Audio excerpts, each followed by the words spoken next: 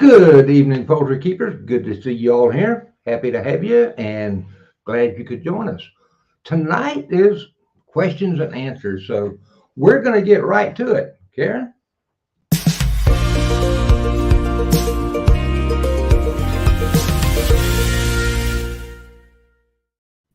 As you can see, Karen and Jeff are with me here tonight, and we are just dying to get all your questions answered.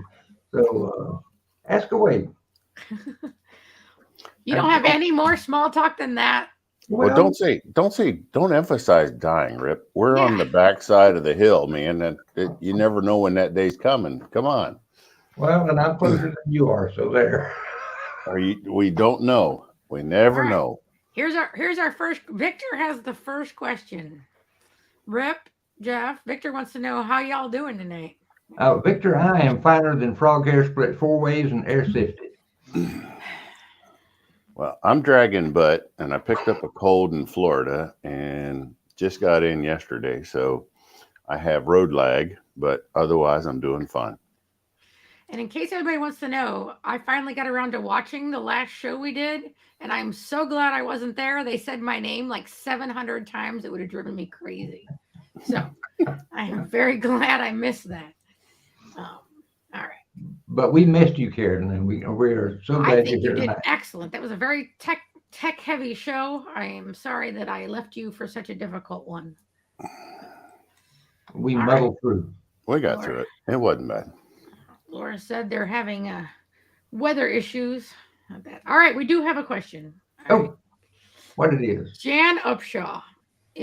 So everybody, this is truly a question and answer. So we will make a bunch of idiotic small talk whenever we need to, but we'd rather answer your question. So, so ask them. Jan says, if I want to supplement my commercial feed with whole oats, how much should I give? Rip? No, I'm kidding. Jeff. So without knowing more about the commercial feed, there's not a straight up answer there because I don't know what the starting point is. But normally oats are used at roughly 10% of the diet. So, 5 pounds for every 50-pound bag is a good starting point. If you got overweight breeders, you got, birds that are carrying too much fat, you can go up to close to 20%, which would be 10 pounds for every 50-pound bag. The fiber will help regulate things in the digestive tract. It reduces energy. It should help them peel off a little bit of weight in the meantime. So, Jeff, let me throw a question out there because if you read any of the old poultry management books, a big thing back in the day was sprouted oats. Is there any benefit to sprouting the oats? Actually, they did a lot of that, Rip, back in the 20s, 30s, and 40s. Right. But you're old enough to remember that, unlike some of us. But look, so my 1957 Morrison's Feeds and Feeding, which is an outstanding reference book, talked about, how they were sprouting to provide something green for hens during the winter months. But they found that the time involved was not justified and that they could add, alfalfa to the diet and get better results. So they kind of phased out the whole sprouting thing in the early 50s. But I have nothing against it. If somebody has time to do it, do it. There's nothing wrong with, a 3-day, 5-day sprout. You just got to be careful because what most people find or what most people have difficulty with is the sprout or the seeds that are coming in, whether it's wheat, barley, oats, doesn't matter. There's a small amount of mold spores or fungus spores on the outside hull of that grain. You add moisture to it and let it start incubating. And mold has been the number one issue with people trying to sprout, right?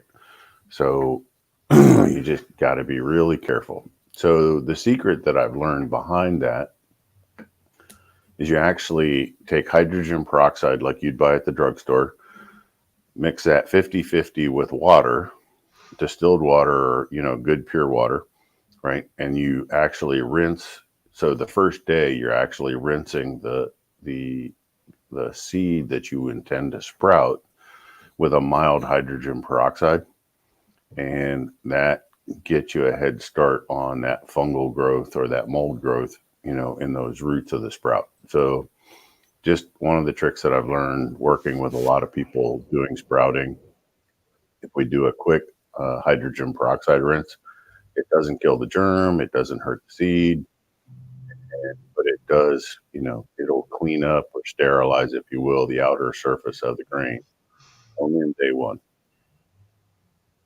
All right, because of what your answer was, I want to go straight into, oh, no, that one, sorry. Well, you can hear. Thank you for mentioning that about sprouting from JS, but I was going to, Jen, I'll sort of follow up of, are you in favor of fermenting feed? So I feel like the sprouting people are very close to the fermenting. Yeah, look, so a ferment takes about 72 hours or 3 days. Look, if I'm going to be honest with you, fermenting anything has a high level of risk. Okay. So you need a good, clean environment. When you start the fermentation, you need to make sure that those buckets or containers are covered with cheesecloth. There's a lot of airborne molds, funguses, etc., that can get in there and contaminate it. So you really got to be careful. So I'm not for or against fermenting. Our studies have not shown any benefit. We didn't see any increased growth. We didn't see any reduced feed usage in our study here on, soaking and fermenting grains. Look, I have nothing against it. I know something's going on. It multiplies the live beneficial bacteria if your feed has a good probiotic in it. So I can definitely see the benefits. Look, I'm a big fan of kimchi. I'm a big fan of sauerkraut. I like fermentation processes. Just, I have to say, be careful. And don't look for like some overwhelming attribute that's going to justify all the additional time that you have involved in fermenting. And I know that was a very political answer, but like I said, I'm not for or against it. I just want to express caution that things can go wrong in a hurry. So look, when you come back and you check your fermented buckets or your buckets that are fermenting, if they don't have kind of a mild vinegar / yogurt type smell, if they start to get putrid, like they're a dying carcass, you need to discard them immediately. Do not feed them, okay? But our environment's full of bacteria that are out of our control. And you get enough of those in there, it can go south on you in a hurry. Nothing against you folks in the South, but it can go south on you in a hurry. And I will add, that is also another labor-intensive process. If it's done right, you got to stay on top of it, like Jeff said, but it takes a lot of attention. All right, this is more of a comment than a question, but Northstar Farms is going to stop hand mixing 1,500 pounds of feed. Oh gosh, So bless her heart. can you imagine hand mixing that? But No. if y'all have any questions about that process, now's the time to ask. All right. Let's see. Laura wants to know, what about adding grapefruit seed oil extract to control fungal growth? This was back when you were talking about sprouting, Yeah. I think. As far as I know, grapefruit seed extract works great as an antimicrobial, but will it also retard, or stop the fermentation process? So I don't have a good answer for Laura. The grapeseed, oil extract is a great thing, and it's definitely antimicrobial. But I don't know, I don't have enough experience to make a good comment on that. All All right. I am not sure I understand this question, so I will put it up so that you can ask for more clarification again. But James wants to know, does the fats when mixed in feed go rancid? So depending on where he's getting his fat, some fats will, but you're looking at close to 30 to 60 days before they're going to go rancid. They're not going to go rancid in a week. Most of the oils that are accessible by, the folks that are watching tonight are going to be highly refined vegetable oils, out of the grocery store or for human consumption. Those oils are going to be really stable. I would say you got at least a week or two before they're going to oxidize. They don't necessarily go rancid, they oxidize. And when they oxidize, they get a weird smell to them. And that strange smell will limit the intake of the bird. And if you haven't watched previous episodes, start eating your chicken feed so that so that you can taste for yourself whether these things are gross. It ought to taste good. Yeah, that's what they say. I haven't done it yet. You haven't tried it? I don't care for layer feed because of the amount of calcium in there. So it gets a little crunchy for me. And I'm not, the oyster shells, my teeth are getting old. I don't really want to chew oyster shells. But, the starter, the grower feeds and the maintenance feeds, all are pretty good. You could add a little milk, warm them up, have breakfast. It's good stuff. I'm still feeding my holding feed, so I believe it would taste like alfalfa. Yeah. Good for you. That's right. All right, let's It'd be see. just like a salad, Karen. Yeah. All right. John is asking Jeff a question that's going to make him uncomfortable. No, so this That's question okay. for Jeff. I started using the breeder supplement for my older birds, and I noticed it says it can be used for chicks. At what age, and what's the mixture for chicks, and what is the outcome by feeding it to them at an early age? That's all. All right. So look, no matter what stage or age bird you have, okay, here's the easy mixing. 1 tablespoon per 1 pound of feed. Okay, that's just the easy answer. It's a little under before it was 1 teaspoon for every 4 ounces. There's 3 teaspoons in a tablespoon. Honestly, there's so much in there that it's going to, that 1 tablespoon is going to be plenty. If you want to give more, and that's fine. You can start it at day 1. There's not a limitation to it. The mix rate is always the same. It's 1 teaspoon for every 4 ounces of feed. If you want to be precise, the easy way out is 1 tablespoon for every pound of feed. That's a little bit easier for most folks to measure, but works great. So just be careful because the chicks are going to grow at an accelerated rate. And I'm hearing all kinds of strange stuff. Oh, they're growing too fast. Their bones can't keep up. Come on. If it's a good, decent feed, there's enough calcium in there, the bones are going to keep up. So just know that they're going to grow, quite a bit faster. If you did a side-by-side trial, by the time they're 5 or 6 weeks old, you're going to see a huge difference in Amazing. birds with and birds without, right? It's amazing. When you get balanced nutrition, it doesn't matter what animal or human or whatever. Once you start getting balanced or high, I don't even want to say balanced, but once you start getting to the higher end of the nutrition scale, everything just starts clicking. So, And Jeff, I like to refer to that is it really brings out the genetic potential of those birds. And John, another thing that Jeff didn't mention, one thing I noticed with my chicks is that just a few days after I started them on that, they were noticeably calmer and not nearly as flighty when you were around them. So that's one of the first things I think you'll probably note. yeah, Sue ought to try it every day and at a measured amount and watch the difference. Rip was sharing with me that she was only given a little bit every 3 days, but she was happy with that. And go to full-time use and just hang on to your hat because it's going to be a ride. And Sue, you'll wind up with some ales bigger than Big Earl. So All right. She says she's willing to try it. Okay.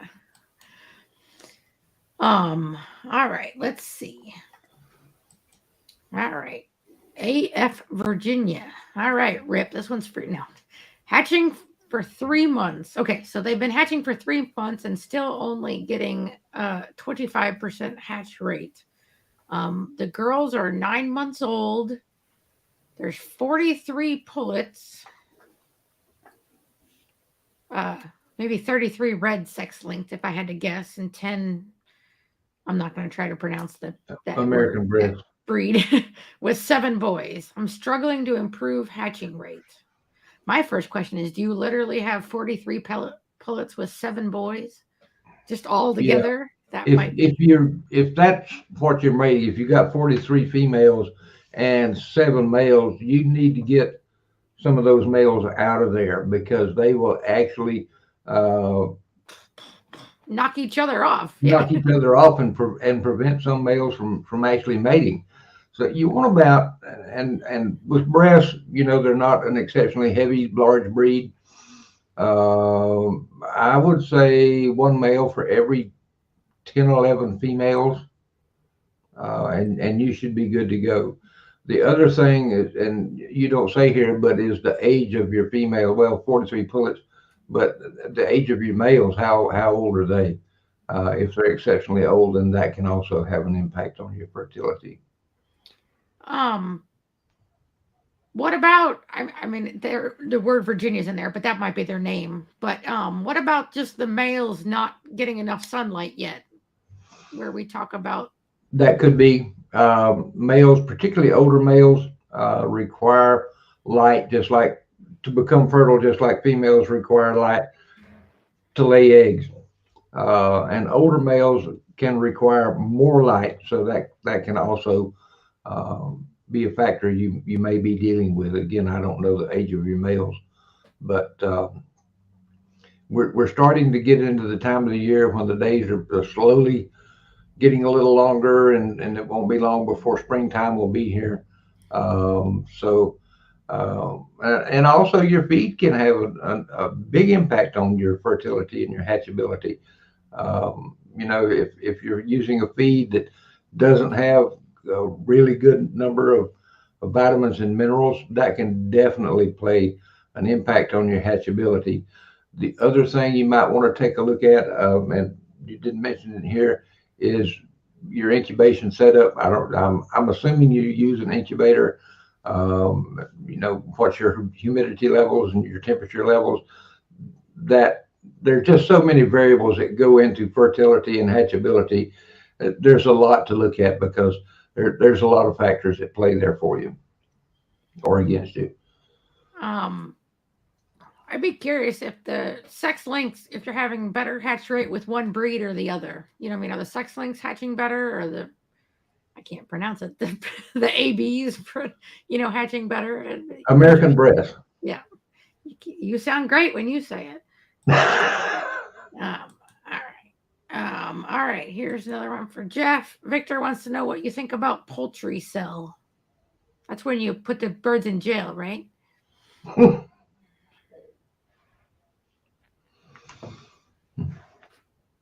Are you muted? Or are you? It's okay. When I look at the nutrient levels, I think it's a little bit overpriced for what you're getting, but I have nothing against Poultry Cell. So it looks fine. I've read the label. I've looked at it a few times. I think people are going to see some benefit from it. Just be careful using it in combination with any other supplements, so you're not overdosing the birds. So you pretty much, Victor, you pretty much got to pick a supplement, that you trust, you love, whatever, and stick with it.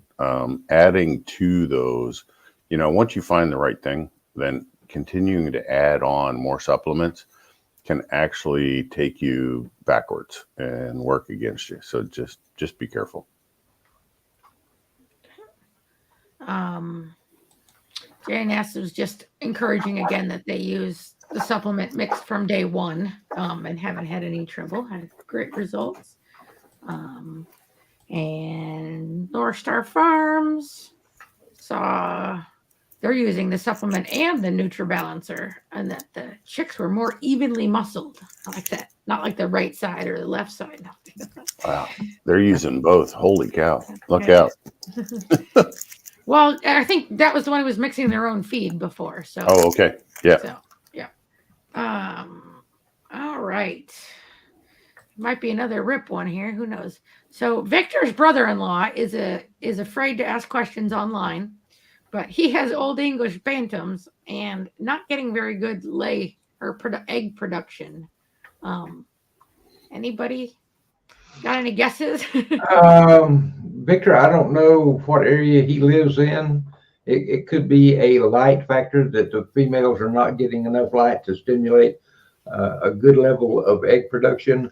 And I used to raise Old English game bantams, and they can be, I don't want to say tough to raise, but they can be challenging sometimes. I know mine, he's in Kentucky, okay. And it may just very well be a light issue.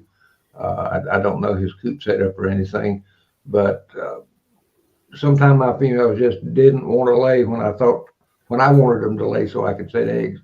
And I could usually solve that if I stimulated them with a little supplemental lighting. Yeah, I want to add to that, Rip, too, is so a lot of the inquiries that I get from Kentucky, there's a lot of cheap feed and there's a lot of poor quality feed, depending on what part of Kentucky. So, yeah, just may want to take a look at that and make sure it's what it needs to be. Victor needs to coach him along and help him out because Victor knows better by now. So, been working with Victor for a little while. So I think, Victor should be able to straighten him out, but, have him call me, Victor. We'll figure it out. All right. We're going to go back to those. Okay. Rhymes with bless. All right. So going to go back to those breasts questions. So the males are the same age as the pullets. So they're definitely cockerels at 9 months old. She's feeding layer feed for everybody. The sexlings are actually older and hatching about the same rate as the breasts. Is there any type of feed that would make better results than a layer feed? My first inclination is not knowing the particular feed you're using and the nutrient levels in that. If you could find a good breeder feed that would be a little bit higher in protein and probably have a much better level of amino acids, that can go a very, very long way. That's a good opportunity to throw up that graphic right there. Okay, I'm on it. Ooh. I'm on it. How exciting. Get him. Everybody can't wait. Yeah. All right, Jeff. I threw this together earlier because everybody's always asking, right? What do I need? What do I need to be? So look, this you can be your own judge and jury. Here it is, right? These are the levels that you need to be looking for when you go look at a feed tag, right? Just, print this out tomorrow, snip it, put it in your pocketbook, put it in your wallet, put it wherever, take it with you. Take a picture with your phone so you there always you have go. it with you. Oh, yeah. She's way modern. I'm still old, killing trees, writing things down on paper. But look, this is, thrive, survive, and deprive. It's pretty simple. So I even color coded them for you. It should answer most of those questions about how good is that feed. And yeah, just take it along with you. Don't be afraid to ask questions at wherever you're getting your feed. Don't be afraid to ask questions. Here's the thing. If they can't answer the questions, why are you buying feed there? Okay. Exactly. If they can't get you the answers that you want in a reasonable amount of time. Now, look, I don't expect the store clerk at the cashier to be able to tell you what the vitamin E level is of that feed. But someone should be able to contact the nutritionist or contact the manufacturer or whatever and get you the information that you asked for. So All right. You're not even going to read it. I figured that out along the lines. Yep. All right. All right. So Northstar didn't like me making fun of the evenly muscled, so they wanted to be more specific. So they filled out much better, bigger. They do enjoy a for trail product. First full group of the supplement and mixing their own.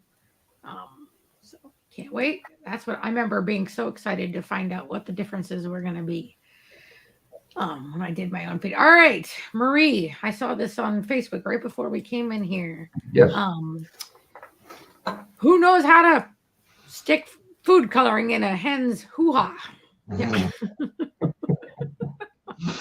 Marie, it's best if you can use a, and I think you mentioned a gel. Yeah, you did. You can use a gel type, and sometimes you can get the little gel food coloring that's in a like a toothpaste tube, a small toothpaste tube, and it has a nipple tip on it. Just insert that up into the vent. What you're going to run into, knowing some of the breeds that you raise, if you're, and I'm just going to throw this out there for some of the folks who raise dark shelled egg producers, Morons, well summers, and those kind of things. You're going to have to play around with the colors to see what really shows up on those eggs. I have tried that, and I was never really happy with it. It was almost an every other day type thing to get enough gel in there to have it stain the egg so you could see. And I know it's a bit of a hassle, but if you've got a pin set up where you can pin those females individually, that's a much more reliable situation. Never had much success with gel. And just for everybody who doesn't know what she's talking about, why would you want to put gel in a hen's hoo-ha? Just because you're a little perverted, or no? As to identify which hen laid which egg, and you can identify them when you put them in the hatchery. So an attempt to single mate, right, to track the parentage, but without literally trap nesting or single housing. Okay. Karen just likes to say hoo-ha. I do. I enjoy that. That's one of her. That's on her top 10 favorite words. So that's right. I got to remember that. All right. So let's go to Colleen. She has 4 ducks that are less than a year old. One is laying small eggs with no yolk. Oh, I've gotten 4 this month, and whoever it is not laying consistently. Is there anything I can do to nutritionally help her lay a yolked egg? That's amazing. You can sell those for extra, the non-yolked eggs. So early onset of lay, I've actually had, like, when I would get new pullets, and if they started just a little bit under body weight, I would get eggs with no yolks in them. So part of it is age, but and I don't know what they weighed at the onset of lay. And for everybody listening, it's really important that the bird is 90% of mature weight before the first egg gets laid. Right? If they start laying and they're immature, they're going to be small, pathetic eggs for a long, long, long, long time. So to answer a question, could try a slightly higher protein feed, especially one that, has better amino acids or something like that. I think that could definitely help, and have no idea what she's feeding them now. She's welcome to reach out, off the show or something like that, and we can analyze, take a look at it. But yeah, it's, better feed makes a bigger difference. So. And Jeff, you talked about maturity, and sometimes, and I've seen this in some breeds of chickens especially, they push for early maturing birds, but by doing that, the eggs and the egg production is suffering. They're getting small eggs, and they're not getting very many of them. Yeah, I mean, the body weight has to be there. So you can't light stimulate a bird that is not, and I know the commercial birds very well. So let's just digress for a second and talk about like a highline brown, for instance. Mhm. So a highline brown matures at 4.2, 4.3 pounds. Okay. If we start expecting an egg out of that bird before she reaches 3.6 pounds, okay, again, roughly that 90%. But if we get eggs out of her before that, we're going to end up with peewee eggs forever. I mean, just, her body never finished developing far enough to be able to lay full-size eggs, right? And then she's stuck there because now she's still trying to build her body to get to maturity and continue laying an egg because you stimulated her with lights and now she has to push out an egg every day, right? So just be really, really careful. All right, Jeff, is that 90% rule applicable to turkeys as well? Yeah, pretty much. But again, so you're looking at the 12-month-old mature weight of the turkey, okay? Or, well, not even 12-month. Kaisa has heritage. So you would be looking at it's going to be the 8-month-old weight. I at least the 8-month-old weight. I would prefer it to be the 1-year-old weight just because of how they mature. I would say 90%. Otherwise, the egg size is going to be small. And if you want to, so your mature birds, everybody listening, your mature birds, I think, really need to weigh adult, you need to start weighing the adult bird, like your 2nd-year layer, weigh those eggs, right? Also, we started this project and weighing chickens really sucks, but you need to know what your mature layers are supposed to weigh. So we have that information. What are you laughing at me about? Sorry. No, I'm laughing at us doing a terrible job finishing up the weighing project. Okay. Yeah. But yeah, I would still say, 90% is a good rule of thumb for any poultry. You want to be 90% of mature weight and before you start stimulating for eggs. Otherwise, the eggs are going to be small.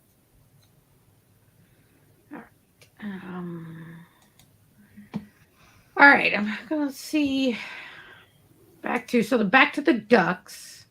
Colleen is new at this, so I think she's just been feeding what she feeds the chickens, and they also get mealworms and lots of greens. So you were talking a little bit about what do the ducks eat. So guessing that's what you meant, but yeah, that's all. Just but I telling mean, you. what is the actual feed? Yeah, and maybe they're just doing scraps. I'm not exactly sure, but we'll try again. Don't say the S word. Don't say it. That's horrible. Scratch or scraps, either one. Yeah. Yeah, that goes under the deprive category of the 3 stages of feeding poultry. So, look, scratch is only a treat. All right, a bag of scratch should last a flock owner with 50 birds like 3 months, because you only go out there with about a cup full just to show them a little bit of love and appreciation. It's not part of the diet, folks. Okay. It's like, ice cream after the meal. It's just an add-on. All right. Jan wants to know, in general, if you had to guess, is feed from a local co-op or feed mill generally better than commercial feed? I usually buy the nutrient. Yeah, go ahead. You can't really say that. I mean, that's, as a kid growing up in a local feed mill, right, in Northwestern PA, I can honestly tell you that my relatives who ran those feed mills would sit down with a calculator and a pencil and a big tablet, and they would make an educated guess at a ration. And all they were balancing was protein, right? So please do not. Now, that local mill or that local co-op or that local feed mill, if they're working with a nutritionist, then they're following those guidelines. Yeah, it could be way better than a commercial feed. Absolutely could be. So the answer to that is all over the place, Jan. I wish I could tell you that every local co-op and feed mill was doing a great job. I'd be lying. And I'd like to tell you every commercial feed company out there is doing a great job, and I again would be lying. So it just, unfortunately, you got to ask questions, and we're here to kind of give you the information that you need to ask, just like the graphic that we put up, thrive, survive, deprive. Those are just the really basic rudimentary levels, that you're looking for, right? But if you can hit an 18% protein with a 1% lysine and a 0.45 methionine and a vitamin A, anything above 4,500, you're going to be so happy. It's going to be like, wow, why didn't I do this before? For commercial makers, I'll tell you, Kalmbach has a couple of lines or a couple of feed brands, and I'm not being a commercial for Kalmbach because honestly, I'd have to tell you, I don't like Kalmbach as a company, but honestly, they've got some really good feeds out there. They've been put together very well for the breeding community, and it pains me to say that. Can we talk just real quick about what some of those questions are? I mean, I know when I was looking even just to buy my grains and stuff, it was very obvious the grains they stock or the fish meal they stock, what they use in their products. So, I mean, is there a way, what questions are you asking your local feed mill besides the feed tag? Is there any? Well, we went over the feed tags, a few weeks ago, and it's like, you don't want a feed tag that says, grain products, grain byproducts, grain, plant protein products, etc. Look for a tag that actually tells you what's in it, right? It uses real names, not, those covert, hidden secret words. If you want to, build a relationship with your feed mill person, don't be a hopper. Don't, once you find somebody you feel like you can trust and will have an honest conversation with you, they understand where you're coming from, then, I think you just work through it. And, you feed them information. You never accuse them of anything, right? You're having a conversation, give them an opportunity to help you without making them feel bad. And most of the time they will. And that's where the local feed mills and co-ops do have an advantage, that you can have those conversations. You're never going to have a conversation with Cargill, Purina, Kalmbach, you're not going to have that conversation, right? They're not particularly interested in one poultry producer with 50 or 100 chickens in their backyard. So just, have realistic expectations, but don't be afraid to have the conversation. I got a bunch of people that are just working with a local farmer down the road because he raises the grains and he has an old, grinder mixer stuck in his barn, and they buy in the supplements and find the local ingredients, and they make really good feed. So sometimes that works really well. Sometimes that doesn't. But so there's no perfect answer. There's nothing that's bulletproof. So. All right, Rip. John is going to have an ice storm in the next day or two. What are your tips to keep the incubators from losing heat if you have a power outage? First, let me say this, that, if the eggs get a little cool, that's not a disaster by any stretch of the imagination. So don't get concerned, but don't hit the panic button. You can wrap them in heavy blankets. I don't know what size incubator you're using. I know somebody that has some of those little small round rotators jobbies, and if they had a power outage, he would grab them up and put them in a cooler ice chest type thing to help keep them insulated. But that's about the best advice I can give you. I don't know if you were able to do this or not, but a friend of mine had an inverter in his car, and he would go out and fire up the car and plug his little incubator into the car and keep it going that way. So, keep it out of drafts, keep it in a room that is draft free. Drafts on incubators will really cause you problems. And I'd say I have had all sorts of power outages from 6 hours to 2 days to in the middle of hatching to early in the, I mean, they all have a difference, but I've never lost an entire hatch to the power outage. That would be extremely rare for that to Yeah. happen. But just also do remember when you're wrapping it and trying to keep the heat in, they need to breathe. Don't suffocate. Don't, I mean, that's what the blanket part, the heavy blanket, but you can still get air through that. So Yeah. don't put it in a plastic Coleman cooler for 3 days. That one. But all right. If my GQFs required me to put a line conditioner between them and the generator, otherwise it would trip and sort of ruin the GQF. So just think a little bit about your power source, how stable it is. But those little line conditioner boxes aren't super expensive. All right, Rip. Yes.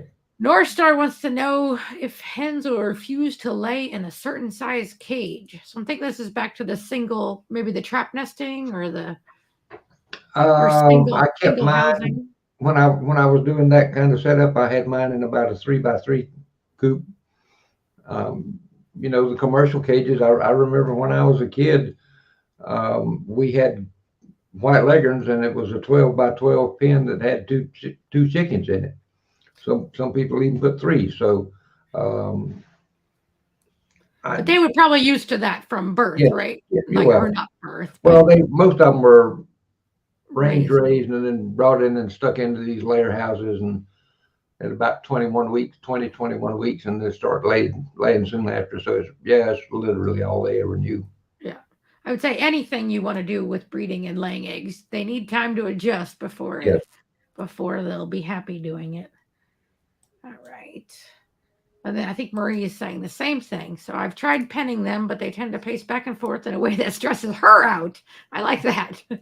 I'm curious how far up it's supposed to be. Okay, this is back to the gel. How far is it? Just right on the tip of the vent, or No, actually inside. Okay. You want to go in them inch and a half, something like that. Okay, that's good. I wouldn't have thought that. I would have thought right on the tippy tip. Yeah, it'd be a lot easier if you were hatching white eggs, wouldn't it? Then imagine trying to do that with a Moran egg. With white eggs, it's a piece of cake, but with brown shelled eggs, not so much. Yeah. All right. Let's see. So we're back to the breasts.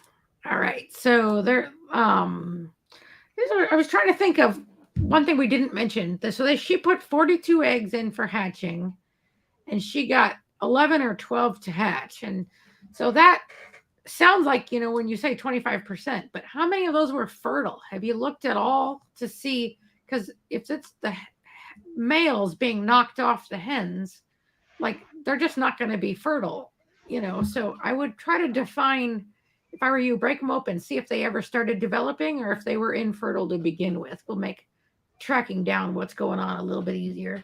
But I'm no expert. And also, if you go on the Poultry Keepers 360 Facebook group, if you go into the file section, there are several publications in there that will actually help you diagnose incubation problems. If they're dying early in the shell or late in the shell, or it's very worthwhile to take the time to go in it. Dig that information up. Yes. Plus, it's so much fun to open them up and see where they were. Now, don't do it 1 minute after they don't hatch. You'll be sad if it was almost hatched. But all right, Victor in Kentucky wants to put kerosene into his bird. No, he doesn't. What do you think about using kerosene as a dewormer? I think he's just trying to pull your chain. I'm not sure. I hope so. I wouldn't do that. Okay, he's not. Okay. So there are segments of poultry keepers out there that the old timers used kerosene. They would dip birds in kerosene to get rid of external parasites, but they have a mixture of a certain amount of kerosene that they would, they would ingest, they would put it down the bird to get rid of internal parasites, which it will, but there's a lot better options out there. I mean, there's just a ton of better options out there now. You know, this is what they did in the 20s and 30s because they already had kerosene and they knew that it killed everything. But yeah, there's better options out there, Victor. All right. Let's see. Back to the 90% maturity. Would it be better to help get to the 90%? Would it be better to use meat bird feed 22% protein instead of the chick starter grower 18% protein? Now, so you got to be careful using a meat bird feed because they're higher energy. So you can start putting excess internal fat on a bird, you know, so just be careful. So look, about 4 to 6 weeks on the meat bird starter. They're not putting fat on at that age. Probably 6 weeks on the 22% starter, and then go over to the 18% grower. And again, just take a look at those amino acids, make sure that they're there. Amino acids are more important than protein. So, you know, yeah, I put it on the graphic earlier, but I'm more worried about the amino acid levels and the vitamin levels than I am the actual protein levels. So, but yeah, you can use it up to 6 weeks on the 22%, but you got to come off of it. Otherwise, they're going to have way too much fat when it comes time for breeding, and you're going to reduce the number of eggs laid.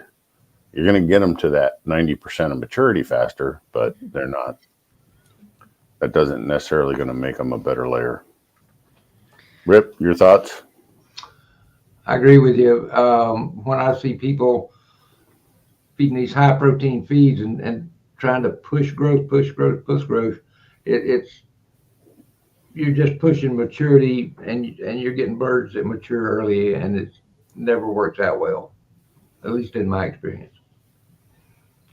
Well, and is there any logic to when you're hatching? I mean, if you know, sometimes birds produce earlier because, you know, you hatched them in February and the light has just been, spring has been growing and, you know what I mean? So they're like much earlier to produce than if you were to hatch them later or in the fall, or, I mean, it's probably not worth thinking about, but. Yeah, I think back on my reds, for example, and it didn't, no matter when they were hatched, it didn't seem to make a whole lot of difference because they were about 6 months old and they would start laying no matter whether they were hatched in January or July or November. Somebody asked me recently how old my birds were when they start laying, and my answer was January, no matter when they were born.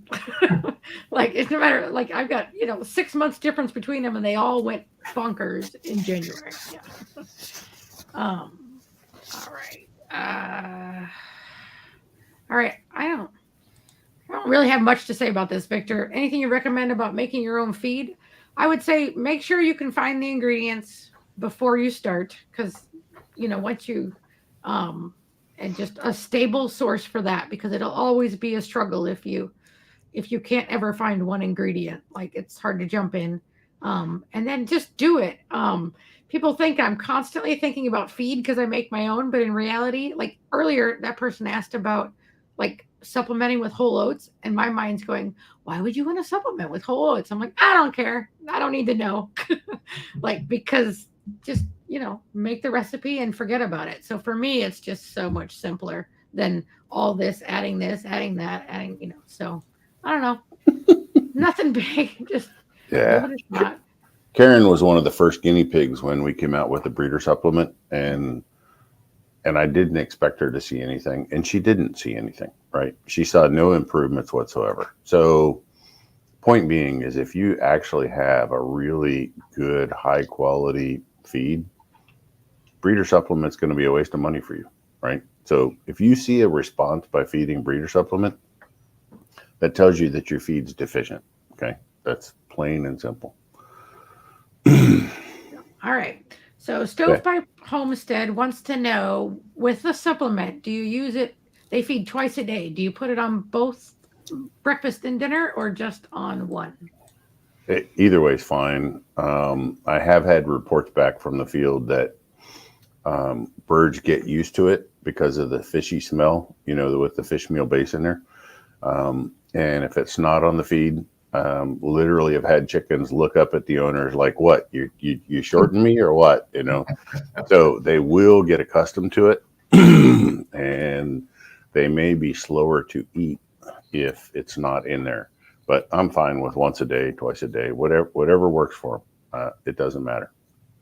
All right. Northstar Farms wants to know if the poultry nutrient balancer and the breeder supplement replace adding brewer's yeast for the purpose of amino acids specifically. Right. So actually, brewer's yeast is primarily, brewer's yeast is high in protein. It does give you some nice amino acids. It also gives you a lot of B vitamins. But yes, so the poultry nutrient balancer has some amino acids. The breeder supplement has more amino acids because it was made to fill in the gaps for commercial feed, what commercial feeds were lacking for breeding and fancy fowl. Okay. So that's, I went out, I looked at all the labels I could look at. I looked at their amino acid levels. I looked at their vitamin levels, and I just started adding a little of this and a little of that until it got to what I felt was an appropriate breeder diet. And that's how that came to be.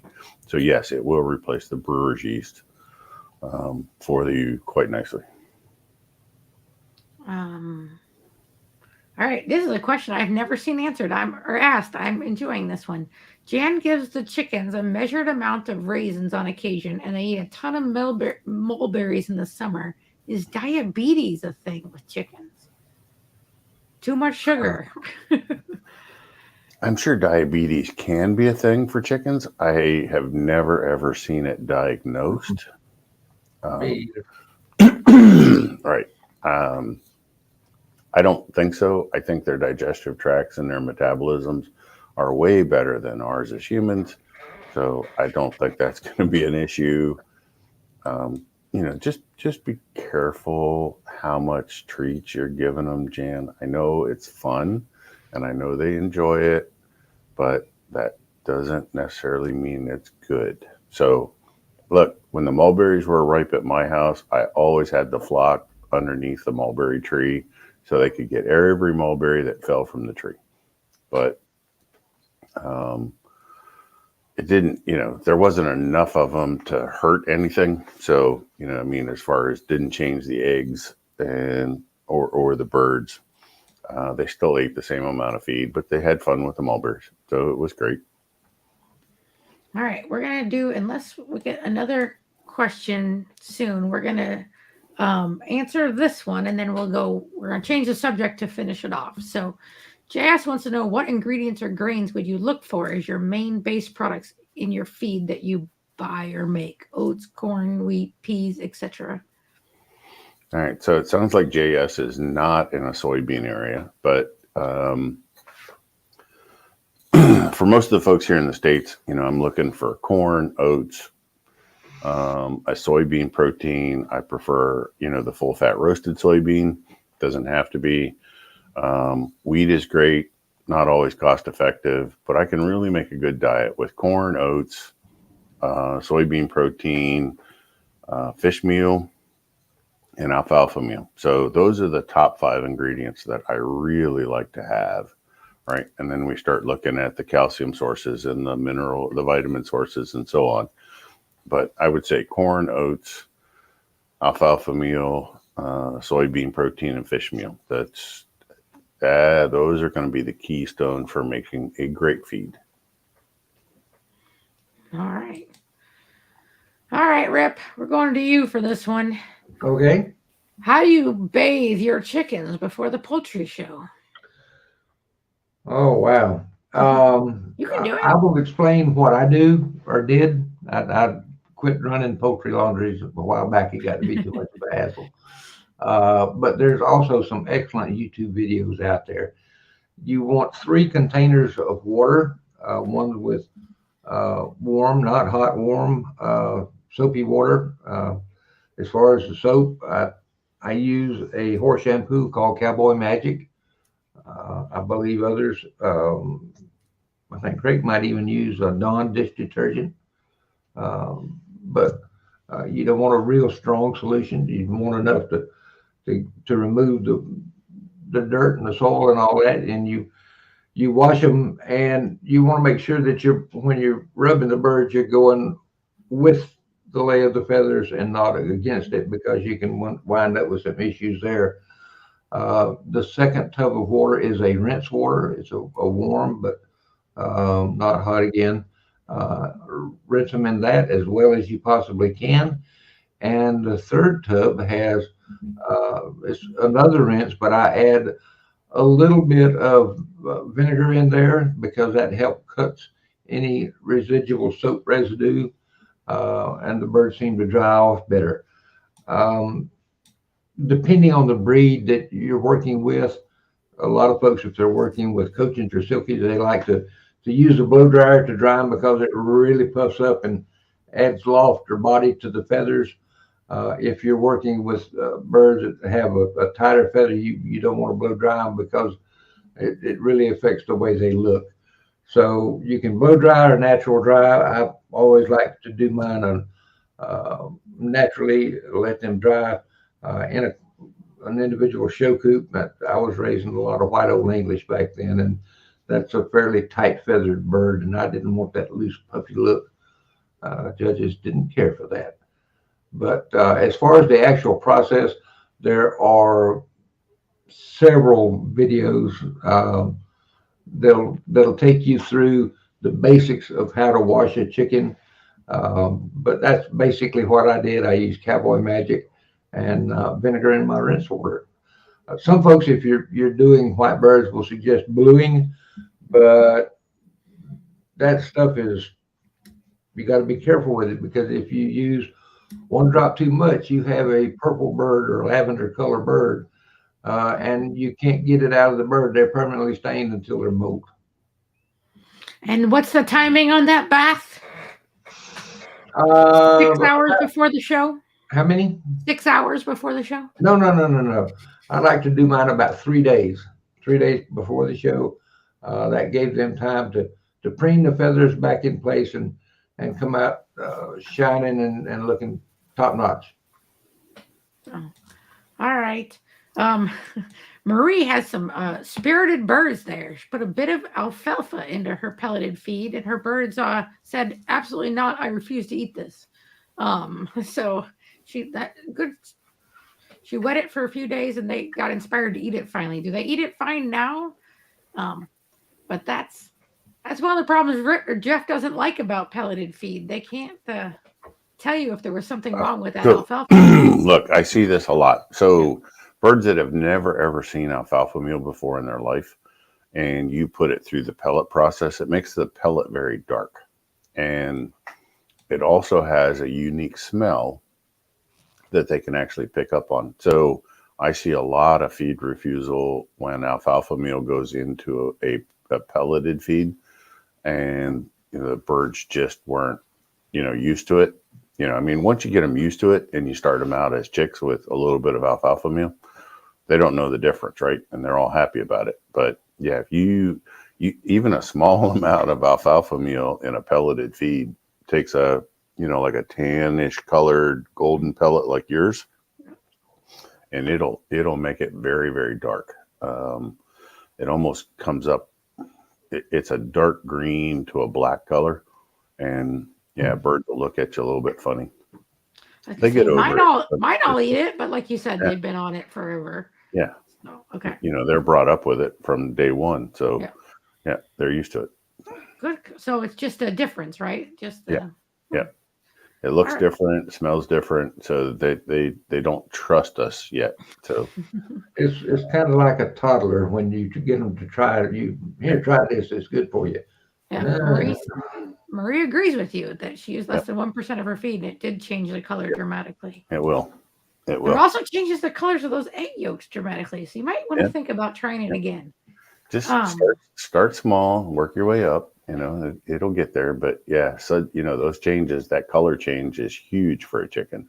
So All right. Jan wants to see if I can pronounce another word I can't pronounce. So, my local co-op offers a poultry pellet medicated with tetracycline. Yep. I You got assume it. that would be used for respiratory illnesses within the flock. That seems odd. Would it be okay to finish the whole bag once opened? Um, Yeah, I mean, I rarely see chlorotetracycline anymore. That's actually in the antibiotic class. So they're trying to keep something under control. That's not a coccidiostat, so it's not just there. I'm really surprised that it's in there and that they offer it, because you have to have a VFD vet feed. Uh, Basically, you have to have a vet sign a license or sign a letter saying that they prescribed it. So they may be offering it right now to out of fear for avian influenza or something. I have no idea, but it's Not your recommendation to just medicate. yeah. I mean, you don't prophylactically medicate. You medicate when you're sick, right? So yeah, Stovepipe did verify that his birds looked at him funny when he didn't feed the. Yeah. Yeah. Yeah. All right. I think I'm going to leave it here. Victor, he said it really well. Look at this. He said, this is the fastest hour on the internet. That's how I feel too. Yeah. So, Thank you, Victor. all right. Rip, you want to talk us out with our outro video? Oh, wait. We don't have one. Folks, we really appreciate you joining us for the fastest hour on the internet. You make it a lot of fun. I hope we are helping you grow your better birds and having fun doing it. So until next time, keep on enjoying your birds, and we will see you later. Bye bye, everybody.